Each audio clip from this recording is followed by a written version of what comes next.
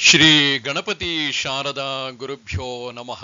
ಶ್ರೋತೃಗಳಿಗೆ ಸ್ವಾಮಿ ಚಿನ್ಮಯಾನಂದರ ವ್ಯಾಖ್ಯಾನ ಸಹಿತ ಅಷ್ಟಾವಕ್ರ ಗೀತೆಯ 6ನೇ ಅಧ್ಯಾಯದ ಎಲ್ಲ ಶ್ಲೋಕಗಳ ಶ್ರವಣಕ್ಕೆ ಸ್ವಾಗತ. ಅಥ ಷಷ್ಠೋಧ್ಯಾಯಃ. ಅಷ್ಟಾವಕ್ರ ಗೀತೆಯ ಶೈಲಿ ಬಹಳ ಮನೋಜ್ಞವಾಗಿದೆ.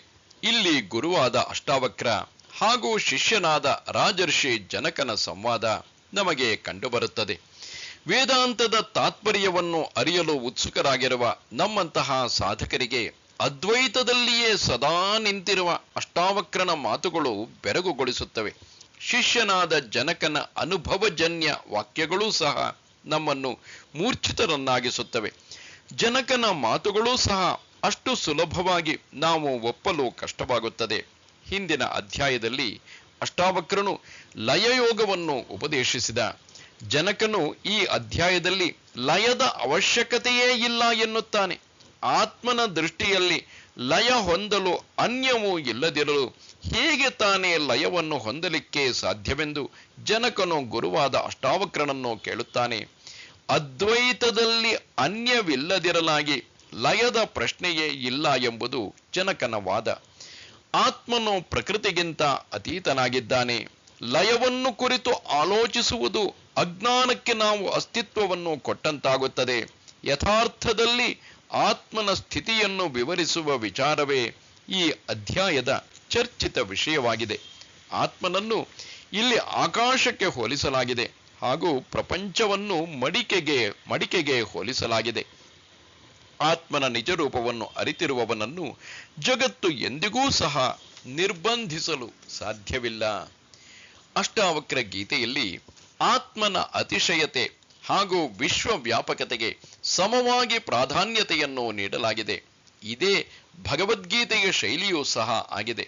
ಎಲ್ಲವೂ ಆತ್ಮನಲ್ಲಿ ಹಾಗೂ ಆತ್ಮನೇ ಎಲ್ಲವೂ ಆಗಿದ್ದಾನೆ ಎಂಬ ವಾಕ್ಯಗಳನ್ನು 2 ಗ್ರಂಥಗಳಲ್ಲೂ ಸಹ ನಾವು ಕಾಣಬಹುದು. ಹೀಗಿರಲು ಲಯ ಹೊಂದು ಎಂಬ ವಾಕ್ಯಕ್ಕೆ ಅರ್ಥವನ್ನು ವಿವರಿಸುವುದು, ಅರ್ಥವನ್ನು ನಿರ್ಧರಿಸುವುದು ಕಷ್ಟವಾಗುತ್ತದೆ. ಅಜ್ಞಾನವು ಉಳಿದಿರುವ ಸಾಧಕನಿಗೆ ಅಹಂಕಾರವನ್ನು ನಾಶ ಮಾಡುವ ಸಲುವಾಗಿ ಆತ್ಮನಲ್ಲಿ ಲಯ ಹೊಂದಬೇಕು ಎಂಬಲ್ಲಿ ಮಾತ್ರ ಅಷ್ಟಾವಕ್ರನ ಉಪದೇಶ ಸಹಾಯ ಮಾಡುತ್ತದೆ. ಜನಕ ಮಹಾರಾಜನು ಹೇಳುತ್ತಿರುವನು. ಜನಕ ಉವಾಚ ಆಕಾಶವದನಂತೋಹಂ ಘಟವತ್ ಪ್ರಾಕೃತಂ ಜಗತ್ ಇತಿ ಜ್ಞಾನಂ ತಥೈತಸ್ಯ ನತ್ಯಾಗೋ ನಗ್ರಹೋ ಲಯಃ. ಆಕಾಶದಂತೆ ಅನಂತನು ನಾನು, ತೋರಿಕೆಯ ಪ್ರಪಂಚದಂತೆ ಮಡಿಕೆಯು. ಇದೇ ನಿಜವಾದ ಜ್ಞಾನವು. ಹೀಗಿರಲು ಇದನ್ನು ತ್ಯಜಿಸುವುದಾಗಲಿ ಹಿಡಿಯುವುದಾಗಲಿ ಅಥವಾ ಲಯ ಹೊಂದುವುದಾಗಲಿ ಇಲ್ಲವೇ ಇಲ್ಲ.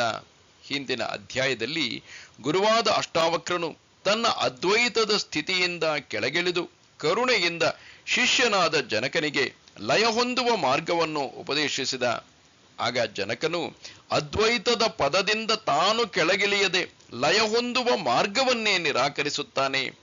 ಅಹಂಕಾರವು ಆತ್ಮನಲ್ಲಿ ಲಯ ಹೊಂದಲು ಸಾಧ್ಯವಿಲ್ಲ. ಕಾರಣವೇನೆಂದರೆ ಶುದ್ಧ ಚೈತನ್ಯನಾದ ಆತ್ಮನು ಅನಂತನಾಗಿರುವುದರಿಂದ ಆತನು ಅದ್ವಯನು. ಮೊದಲನೆಯ ಶ್ಲೋಕದಲ್ಲಿಯೇ ರಾಜರ್ಷಿಯಾದ ಜನಕನು ಹಿಂದಿನ ಅಧ್ಯಾಯದಲ್ಲಿ ಅಷ್ಟಾವಕ್ರನ ಆರ್ಭಟವನ್ನು ಶಾಂತಗೊಳಿಸುತ್ತಾನೆ. ಲಯ ಹೊಂದು ಎಂಬ ಅಷ್ಟಾವಕ್ರನ ಉಪದೇಶಕ್ಕೆ ಉತ್ತರವಾಗಿ ಜನಕ ಅದು ಸಾಧ್ಯವೇ ಇಲ್ಲ ಎಂದು ಪ್ರತಿರೋಧಿಸುತ್ತಾನೆ. ಶುದ್ಧ ಚೈತನ್ಯನನ್ನು ಆಕಾಶಕ್ಕೆ ಎಲ್ಲೆಡೆ ಹೋಲಿಸಲಾಗಿದೆ. ಬಂಧನಕ್ಕೆ ಒಳಪಟ್ಟಿರುವ ಅಹಂಕಾರವನ್ನು ಮಡಿಕೆಗೆ ಹಾಗೂ ಮಡಿಕೆಯಲ್ಲಿರುವ ಆಕಾಶಕ್ಕೆ ಅಂದರೆ ಘಟಾಕಾಶಕ್ಕೆ ಹೋಲಿಸುತ್ತಾರೆ. ಆಕಾಶದ ದೃಷ್ಟಾಂತವನ್ನು ನಾವು ಅನೇಕ ಉಪನಿಷತ್ತುಗಳಲ್ಲಿ ಕಾಣಬಹುದು. ಆಕಾಶಂ ಆತ್ಮ ಎಂದು ಬೃಹದಾರಣ್ಯಕ ಉಪನಿಷತ್ತಿನಲ್ಲಿ ಹೇಳಿದರೆ, ಆಕಾಶ ಆತ್ಮ ಎಂದು ತೈತ್ತಿರೀಯ ಉಪನಿಷತ್ತಿನಲ್ಲಿ ಹಾಗೂ ಆಕಾಶಂ ಬ್ರಹ್ಮ ಎಂದು ಚಾಂದೋಗ್ಯ ಉಪನಿಷತ್ತಿನಲ್ಲಿ ಕಾಣಬಹುದು. ಮಾಂಡೂಕ್ಯ ಉಪನಿಷತ್ತಿನ ಮೇಲೆ ಗೌಡಪಾದರ ಕಾರಿಕೆಗಳು ವೇದಾಂತ ಶಾಸ್ತ್ರದಲ್ಲಿ ಬಹಳ ಮಹತ್ವದ ಪಾತ್ರವನ್ನು ವಹಿಸುತ್ತವೆ. ಈ ಕೃತಿಯು ಅಷ್ಟಾವಕ್ರ ಗೀತೆಯ ರಚನೆಯ ನಂತರ ಬರೆಯಲ್ಪಟ್ಟಿದೆ ಎಂಬುದು ಸರ್ವಸಮ್ಮತವಾಗಿದೆ. ಗೌಡಪಾದರ ಕಾರಿಕೆಗಳಿಗೆ ಅಷ್ಟಾವಕ್ರ ಗೀತೆಯೇ ಪ್ರೇರಣೆ ಎಂದರೆ ತಪ್ಪಾಗಲಾರದು. ಕಾರಿಕೆಯಲ್ಲಿಯೂ ಸಹ ಗೌಡಪಾದರು ಆಕಾಶ ಹಾಗೂ ಮಡಿಕೆಯ ದೃಷ್ಟಾಂತವನ್ನು ಯಥೇಚ್ಛವಾಗಿ ಬಳಸಿಕೊಂಡಿದ್ದಾರೆ. ಅನಂತ ಶುದ್ಧ ಚೈತನ್ಯನು ಆಕಾಶದಂತೆ ಹಾಗೂ ಬಂಧನಕ್ಕೆ ಒಳಪಟ್ಟಿರುವ ಜೀವವು ಮಡಿಕೆಯಂತೆ ಎಂದು ಹಲವಾರು ಕಡೆ ಕಾರಿಕೆಯಲ್ಲಿ ನಾವು ಕಾಣಬಹುದು. ಯಾರಿಗೆ ಇವುಗಳನ್ನು ಪೂರ್ಣವಾಗಿ ಅಭ್ಯಾಸ ಮಾಡಬೇಕೆಂಬ ಮನಸ್ಸಿದೆಯೋ ಅವರು ಸ್ವಾಮಿ ಚಿನ್ಮಯಾನಂದರೇ ಬರೆದಿರುವ ಮಾಂಡೂಕ್ಯ ಕಾರಿಕೆ ಪುಸ್ತಕದ ಸದುಪಯೋಗವನ್ನು ಪಡೆದುಕೊಳ್ಳಬಹುದು. ಮಾಂಡೂಕ್ಯ ಕಾರಿಕೆಯ ಈ ಶ್ಲೋಕದಲ್ಲಿ ಮೇಲೆ ಹೇಳಿದ ವಿಚಾರವನ್ನೇ ನಾವು ಕಾಣಬಹುದು. ನಾಕಾಶಸ್ಯ ಘಟಾಕಾಶ ವಿಕಾರಾವಯವೌ ಯಥಾ ನೈವಾತ್ಮನ ಸದಾ ಜೀವ ವಿಕಾರಾವಯವೌ ಯಥಾ. ಹೇಗೆ ಘಟಾಕಾಶವು ಪೂರ್ಣ ಆಕಾಶದ ವಿಕಾರವಲ್ಲ ಹಾಗೂ ಅವಯವವೂ ಅಲ್ಲ, ಅದೇ ರೀತಿಯಲ್ಲಿ ಜೀವನು ಶುದ್ಧ ಚೈತನ್ಯನಾದ ಆತ್ಮನ ವಿಕಾರವಲ್ಲ ಹಾಗೂ ಅವಯವವೂ ಅಲ್ಲ. ಸರ್ವವ್ಯಾಪಕವಾದ ಸರ್ವಾಂತರ್ಯಾಮಿಯಾದ ಶುದ್ಧ ಚೈತನ್ಯನು ವಾಸ್ತವದ ದೃಷ್ಟಿಯಲ್ಲಿ ಸರ್ವವೂ ಆಗಿರುವಾಗ ಅಹಂಕಾರಕ್ಕಾಗಲಿ ಅಥವಾ ನಾನಾತ್ವವನ್ನು ಹೊಂದಿರುವ ಪ್ರಪಂಚಕ್ಕಾಗಲಿ ಅಸ್ತಿತ್ವವೇ ಇಲ್ಲ. ವೇದಾಂತ ಸಾಧಕರ ಅಂತಿಮ ಗುರಿಯು ಇದನ್ನು ಯಥಾರ್ಥವಾಗಿ ಅರಿಯುವುದೇ ಆಗಿದೆ. ಜನಕನು ಅದ್ವೈತದ ಅಡಿಪಾಯದ ಮೇಲೆ ನಿಂತಿರುವುದರಿಂದ ಲಯ ಹೊಂದುವ ಯೋಗವನ್ನು ಅಭ್ಯಾಸ ಮಾಡಲು ಸಾಧ್ಯವಿಲ್ಲ ಎಂದು ಹೇಳುತ್ತಿದ್ದಾನೆ. ಶುದ್ಧ ಚೈತನ್ಯನಾದವನು ಯಾವುದನ್ನೂ ಗ್ರಹಿಸಲು ಸಾಧ್ಯವಿಲ್ಲ, ಮಾತ್ರವಲ್ಲ ಯಾವುದನ್ನು ತ್ಯಜಿಸಲೂ ಸಹ ಸಾಧ್ಯವಿಲ್ಲ. ಮಾಂಡೂಕ್ಯ ಕಾರಿಕೆಯೂ ಸಹ ಅಷ್ಟಾವಕ್ರ ಗೀತೆಯ ಈ ಸಾಲುಗಳನ್ನು ಸಂಪೂರ್ಣವಾಗಿ ಒಪ್ಪಿಕೊಳ್ಳುತ್ತದೆ. ಗ್ರಹೋನ ತತ್ರ ನೋತ್ಸರ್ಗಃ ಚಿಂತಾ ಯತ್ರ ನ ವಿದ್ಯತೆ ಆತ್ಮಸಂಸ್ಥಂ ತಥಾ ಜ್ಞಾನಂ ಅಜಾತಿ ಸಮತಾಂ ಗತಂ. ಎಲ್ಲಿ ಚಿಂತೆ ಇಲ್ಲವೋ ಅಲ್ಲಿ ಹಿಡಿಯುವಿಕೆ ಇಲ್ಲ, ತ್ಯಜಿಸುವಿಕೆಯೂ ಇಲ್ಲ. ಆಗ ಜ್ಞಾನವು ಆತ್ಮಸಂಸ್ಥವಾಗಿರುತ್ತದೆ. ನಂತರ ಆ ಜ್ಞಾನವು ಸಮತ್ವವನ್ನು ಹೊಂದಿ ಅವಿನಾಶಿಯಾಗಿರುವುದು. ಯಾವನು ಆತ್ಮಸ್ವರೂಪದ ಜ್ಞಾನದಲ್ಲಿಯೇ ಸ್ಥಿತನಾಗಿರುವನೋ ಆತನಿಗೆ ಲಯದ ಪ್ರಶ್ನೆಯೇ ಉದ್ಭವಿಸುವುದಿಲ್ಲ. ಮಹೋಪನಿಷತ್ ಇದಕ್ಕೆ ಪೂರಕವಾದ ವಿಚಾರವನ್ನು ನಮಗೆ ತಿಳಿಸುತ್ತದೆ. ಸರ್ವಾತೀತ ಪದಾಲಂಬಿ ಪರಿಪೂರ್ಣ್ಯೈಕ ಚಿನ್ಮಯ ನೋದ್ವೇಗಿ ನಚತುಷ್ಟಾತ್ಮ ಸಂಸಾರೇ ನಾವಸೀದತಿ. ಯಾವ ಮಹಾತ್ಮನು ಈ ಮಾಯಾಮಯ ಪ್ರಪಂಚವನ್ನು ಮೀರಿ ಆತ್ಮರೂಪಿಯಾಗಿ ಅಲ್ಲಿಯೇ ಆಶ್ರಯವನ್ನು ಪಡೆದು ಪೂರ್ಣವಾಗಿ ಚಿನ್ಮಯ ಸ್ಥಿತಿಯನ್ನು ಹೊಂದಿರುತ್ತಾನೋ ಆತನು ಈ ಪ್ರಪಂಚದ ವಿಷಯಗಳ ಬಗ್ಗೆ ಉದ್ವೇಗವನ್ನಾಗಲಿ ಅಥವಾ ಸಂತುಷ್ಟತೆಯನ್ನಾಗಲಿ ಹೊಂದಿರುವುದಿಲ್ಲ. ಮಹೋದಧಿರಿವಾಹಂ ಸ ಪ್ರಪಂಚೋ ವೀಚಿ ಸನ್ನಿಭಃ ಇತಿ ಜ್ಞಾನಂ ತಥೈತಸ್ಯ ನ ತ್ಯಾಗೋ ನ ಗ್ರಹೋ ಲಯಃ. ಮಹಾಸಮುದ್ರದಂತೆ ನಾನು, ಪ್ರಪಂಚದಂತೆ ಅಲೆಗಳು, ಇದೇ ನಿಜವಾದ ಜ್ಞಾನವು. ಹೀಗಿರಲು ಇದನ್ನು ತ್ಯಜಿಸುವುದಾಗಲಿ ಹಿಡಿಯುವುದಾಗಲಿ ಅಥವಾ ಲಯ ಹೊಂದುವುದಾಗಲಿ ಇಲ್ಲವೇ ಇಲ್ಲ. ಎಲ್ಲ ಶಾಸ್ತ್ರಗಳು ಸಹ ಆತ್ಮಸ್ವರೂಪವನ್ನು ವಿವರಿಸಲು ಹೊರಟಾಗ ದೃಷ್ಟಾಂತಗಳನ್ನು, ಸಾದೃಶ್ಯಗಳನ್ನು, ಚಿತ್ರಗಳನ್ನು ಕೊಟ್ಟು ಕಲ್ಪಿಸುತ್ತವೆ. ಇವುಗಳು ಶುದ್ಧ ಚೈತನ್ಯನು ಹೀಗಿರಬಹುದೆಂದು ಹೇಳುತ್ತವೆಯೇ ಹೊರತು ಹೀಗೆಯೇ ಇದೆ ಎಂದು ಹೇಳುವುದಿಲ್ಲ. ಶುದ್ಧ ಚೈತನ್ಯನನ್ನು ಅನುಭವಿಸಿ ಅರಿಯಬೇಕೇ ವಿನಃ ಶಬ್ದಗಳ ಮುಖಾಂತರ ವಿವರಿಸಲು ಸಾಧ್ಯವಿಲ್ಲ. ಅದು ಮಾತು ಹಾಗೂ ಶಬ್ದಗಳಿಗೆ ನಿಲುಕದುದಾಗಿದೆ. ಅದರ ಅಸ್ತಿತ್ವದಿಂದಾಗಿ ನಾವು ಚೈತನ್ಯಶೀಲರಾಗಿ ಜಗತ್ತಿನಲ್ಲಿ ಪ್ರವರ್ತಿಸುತ್ತಿದ್ದೇವೆ. ಮನಸ್ಸಿನಲ್ಲಿ ಮೂಡುವ ವಿಚಾರಗಳಿಗೆ ಶಬ್ದರೂಪವನ್ನು ಕೊಡುತ್ತಿರುವುದರ ಹಿಂದಿರುವ ಕಾಣದ ಶಕ್ತಿಯೇ ಚೈತನ್ಯವಾಗಿದೆ. ಈ ರೀತಿಯ ಕಲ್ಪನೆಗಳು ಅಧ್ಯಾತ್ಮದ ಜ್ಞಾನವನ್ನು ಸಾಧಕನಿಗೆ ಬೋಧಿಸಲು ಅತ್ಯಂತ ಸಹಕಾರಿಯಾಗಿದೆ. ನಾವು ಇದೇ ಕ್ರಮವನ್ನು ಮಕ್ಕಳಿಗೆ ಆರಂಭಿಕ ಹಂತದಲ್ಲಿ ವಿಜ್ಞಾನವನ್ನು ತಿಳಿಸುವಾಗಲೂ ಉಪಯೋಗಿಸುತ್ತೇವೆ. ವಿದ್ಯುತ್ತಿನ ಪ್ರಸರಣವನ್ನು ವಿದ್ಯಾರ್ಥಿಗಳಿಗೆ ಬೋಧಿಸುವಾಗ ನೀರಿನ ಅಲೆಗಳ ದೃಷ್ಟಾಂತವನ್ನು ಹಾಗೂ ವಾಯುವಿನ ಸಂಚಾರದ ದೃಷ್ಟಾಂತವನ್ನು ನೀಡಿ ಬೋಧಿಸಲಾಗುತ್ತದೆ. ವಿದ್ಯುತ್ ಶಕ್ತಿಯು ನೀರಲ್ಲ, ಅದು ಗಾಳಿಯೂ ಅಲ್ಲ. ರಸ್ತೆಯಲ್ಲಿ ದಾರಿಯ ಗುರುತುಗಳನ್ನು ಸೂಚಿಸುವ ನಾಮಫಲಕಗಳು ಕಂಡುಬರುತ್ತವೆ. ಯಾತ್ರಿಕನು ಅವುಗಳನ್ನು ಅನುಸರಿಸಿ ಮುನ್ನಡೆಯಬೇಕೇ ವಿನಃ ಹೆಸರು ಕಂಡ ತಕ್ಷಣ ಆ ಗುರುತಿನ ಫಲಕದ ಬಳಿಯೇ ನಿಲ್ಲುವುದು ಮೂರ್ಖತನವಾಗುತ್ತದೆ.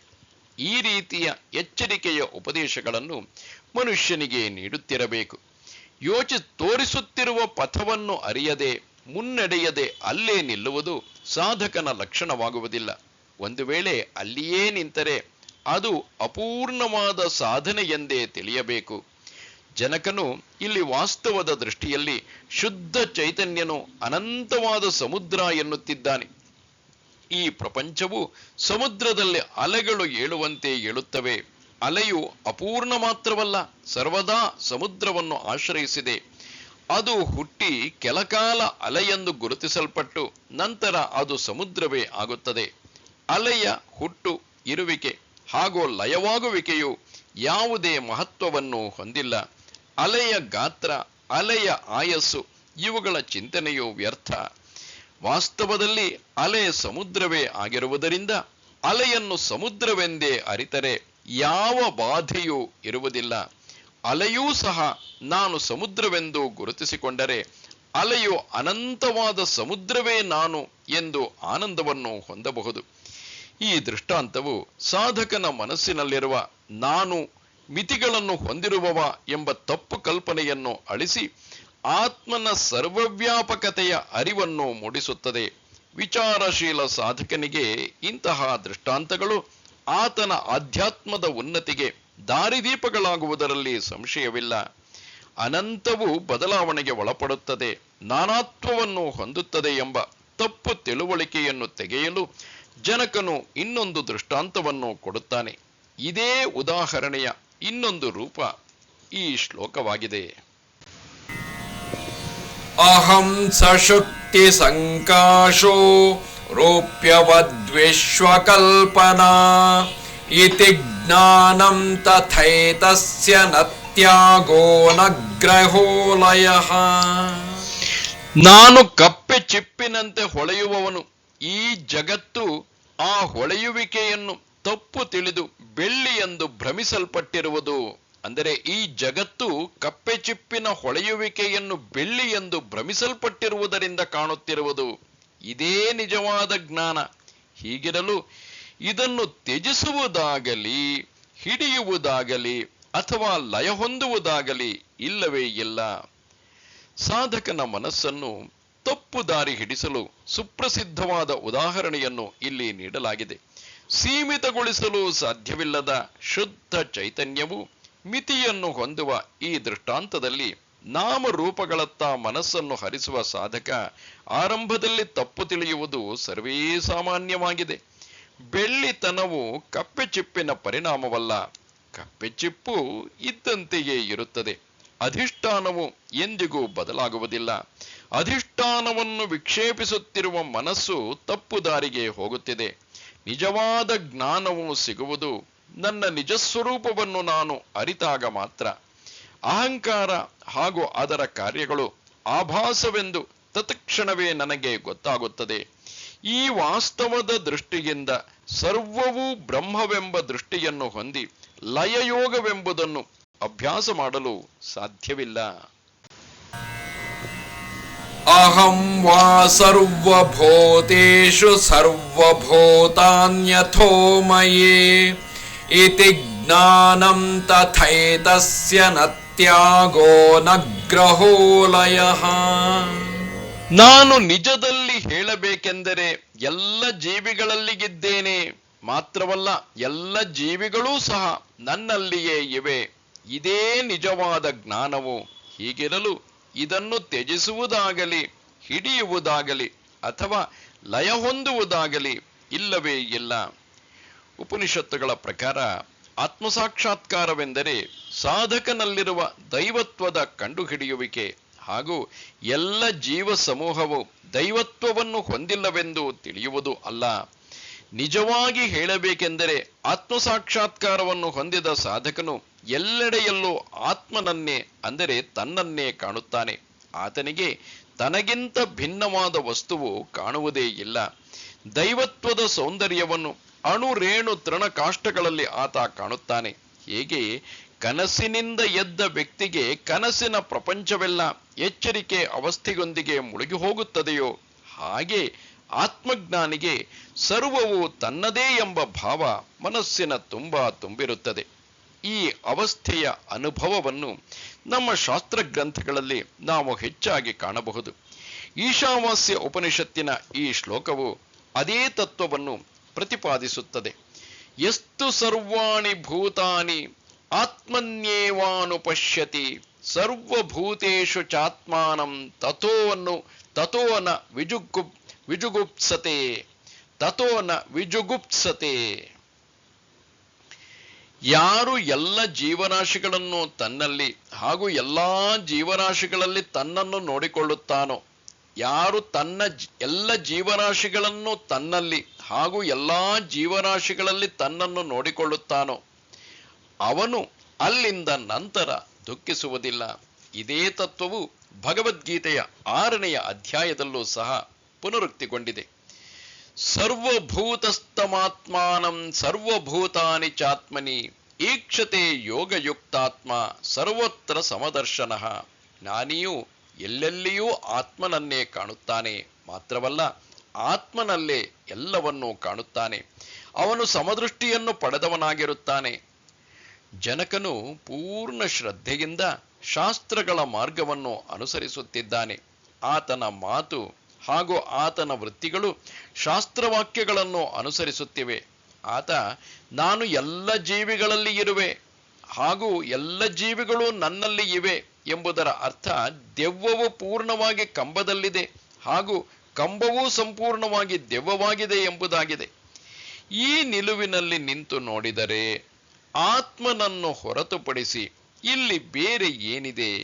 ಇದು ಸತ್ಯವಾಗಿರುವುದರಿಂದ ಲಯ ಹೊಂದುವುದು ಎಂಬ ವಾಕ್ಯಕ್ಕೆ ಅರ್ಥವಿಲ್ಲದಂತಾಗಿದೆ.